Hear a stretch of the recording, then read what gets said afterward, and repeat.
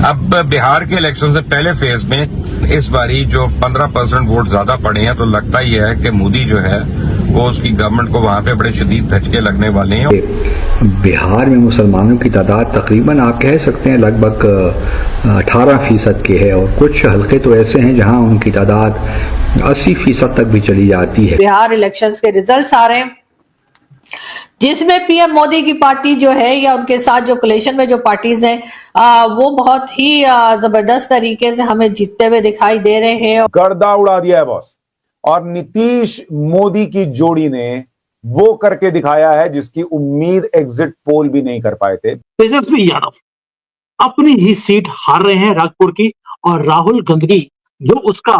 करीबी था उसके साथ खड़ा हुआ, वो देश छोड़कर भाग गया है। नहीं चाहेगा कि पाकिस्तान जैसा मुल्क जो पहले ही एक इकोनॉमिक क्राइसिस से निकलने की कोशिश में है, अभी निकले भी नहीं है हम, और हमारे गवर्नेंस के बीच में है, हमारे इंटरनल पोलराइजेशन बहुत है, यूनिटी मिसिंग है, दोबारा से लोगों के दरमियान डिवाइडेड हैं लोग। तो इस सूरत में टू फ्रंट हमारा लड़ना बहुत ही अनवाइबल। ये जो हमारे अंदर कीड़ा है खिलाफत को वापस लाने का, ये है असल बीमारी। और हमारी जो दूसरी बीमारी है वो है विक्टिमहुड मेंटालिटी। इंडियन एयरफोर्स का एक C-130 जो है वो गुजरात से उड़ते हुए कराची को ऑलमोस्ट टच करके आ गया, मतलब पाकिस्तानी एयर स्पेस को ऑलमोस्ट टच करके आ गया है। और ये जो सॉर्टी हुई है यहाँ पे, ये बहुत ही एबनॉर्मल। बिहार इलेक्शंस के रिजल्ट्स आ रहे हैं, जिसमें पीएम मोदी की पार्टी जो है या उनके साथ जो कोलिशन में जो पार्टीज हैं वो बहुत ही जबरदस्त तरीके से हमें जीतते हुए दिखाई दे रहे हैं। और कांग्रेस के साथ जो पार्टीज हैं वो हमें कहीं बहुत दूर दिखाई दे रहे हैं मुकाबले में, यानी कि जो मार्जिन है दोनों के दरमियान वो बहुत ज्यादा है। और जो कह लीजिए जो बीजेपी और उसके साथ जो पार्टीज हैं वो एक काफी बड़े मार्जिन से जो है बिहार इलेक्शंस में जीतते हुए साफ दिखाई दे रहे हैं। ये और बात है कि राहुल गांधी ने और उनकी पार्टी ने हर तरह से कोशिश की, कभी बताने की कि कभी वोट चोरी का इल्जाम लगाया, कभी कुछ और कहा, कभी किसी मॉडल को लेकर आ गए और कहा कि जी ये ब्राजीलियन मॉडल है और ये भारत में वोट डाल रही थी। लेकिन पब्लिक जो थी वो अपने दिमाग से सोचती है, पब्लिक अपने हिसाब से चलती है। तो ये एक बहुत अच्छी बात जो कि मुझे भारत की लगती है कि कम से कम वहां पर इलेक्शन में या इलेक्शन के दौरान जो है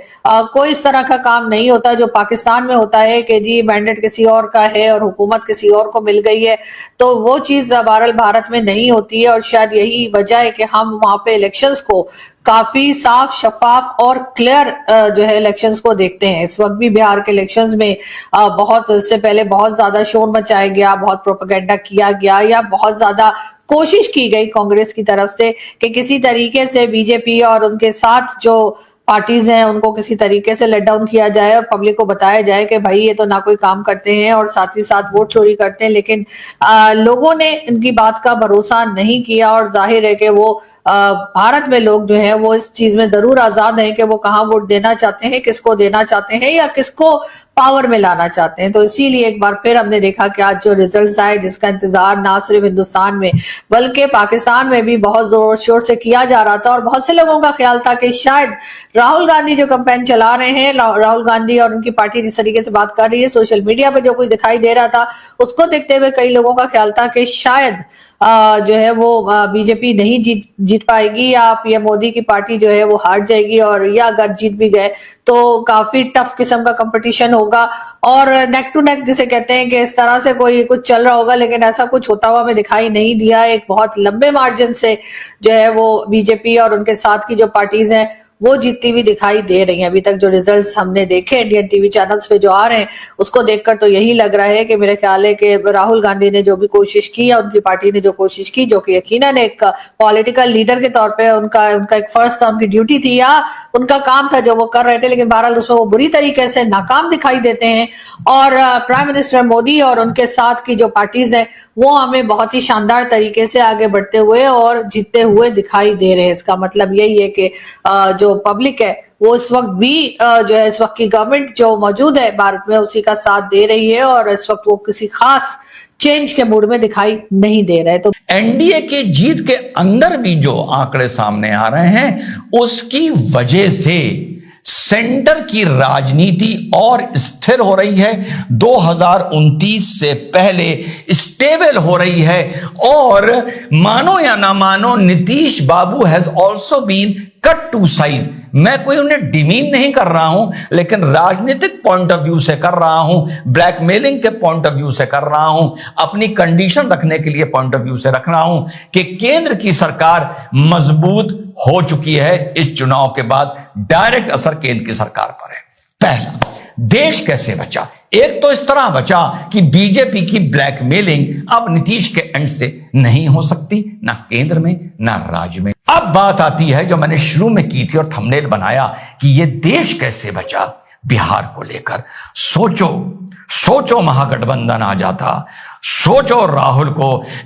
अच्छे नतीजे देखने को मिल जाते, सोचो कांग्रेस का स्ट्राइक रेट शानदार होता, सोचो फिर इसी राहुल गांधी का ये अल्ट्रा लेफ्टिस्ट जो इसका डिस्ट्रक्टिव एजेंडा है वो क्या रंग दिखाता, इसका अल्ट्रा सोशलिस्ट एजेंडा क्या रंग दिखाता, जिसकी जितनी आबादी उतनी इसकी हिस्सेदारी, ये क्या रंग दिखाता, वोट चोरी का मुद्दा क्या रंग दिखाता, जेन जी को लेकर राहुल क्या रंग दिखाता। भाई साहब, इस देश में ये व्यक्ति बिहार जीतने के बाद एक दुगनी ऊर्जा से दिल्ली में बैठकर केंद्र की सरकार को भी अस्थिर करता, बिहार की सरकार को ब्लैकमेल करता, यानी तेजस्वी की सरकार को ब्लैकमेल करता, और इस देश की जेन जी को भी भड़काता, इस देश में जातिवाद भी भड़काता, इस देश में जिसकी जितनी आबादी उतनी उसकी हिस्सेदारी के कंसेप्ट को भी भड़काता।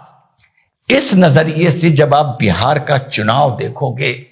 It is a picture perfect ending to a election. Bharat जो है उसकी एक हाई लेवल सिक्योरिटी मीटिंग जो है इनके मिलिट्री ऑफिसर्स की वो बुलाई गई है, और उस मीटिंग के अंदर मुमकिन तौर पे ये फैसला किया जाएगा कि पाकिस्तान के खिलाफ इन्होंने अटैक कब और किस तरह से लॉन्च करना है। फिलहाल पाकिस्तानी सरहद के करीब जो फ्लाइट डाटा रिकॉर्ड है उससे हासिल होने वाली मालूमात में देखा जा सकता है कि गुज़िश्ता 24 घंटों के दौरान पाकिस्तानी बॉर्डर एरिया के नज़दीक जो है इनके हाई ऑफिसर्स जो हैं वो अपने हेलीकॉप्टर्स के जरिए और जंगी तैयारों दूसरे जो तैयारे हैं उनके जरिए आते हुए दिखाई देते हैं, और वहाँ पे फिर जो है वो इनकी मूवमेंट के हवाले से भी चीज़ें सामने आ रही हैं। इससे साफ पता चल रहा है कि भारत कुछ गैर मामूली जो है वो कदम पाकिस्तान के खिलाफ उठाना चाहता है। इनके जो नाज़रीन मिलिट्री पर्सनल्स हैं वो भी इस वक्त पाकिस्तानी सरहद के करीब पाए गए हैं और काफ़ी गैर मामूली हलचल नज़र आ रही है। आर्मड गाड़ियां जो हैं इनकी और